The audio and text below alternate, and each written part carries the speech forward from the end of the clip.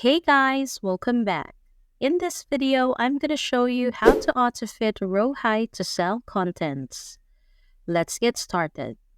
To begin this process, you want to right-click the tab you're using at the bottom and select View Code. When the VBA dialog box appears, ensure you change this drop-down to Worksheet. The code that we're going to be entering is cells dot wrap text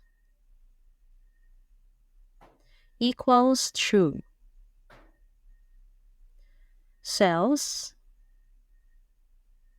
dot entire row dot auto fit.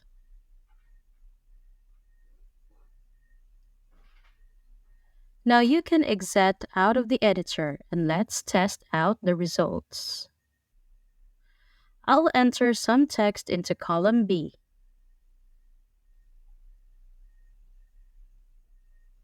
And you'll see the row height adjusted. Again, if I widen this column, you'll see the row height adjusts again as well. The best part is you won't have to run a macro each time you want this to occur.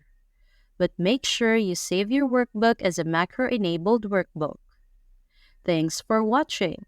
And if you found this video useful, don't forget to give it a thumbs up and hit that subscribe button for more content like this.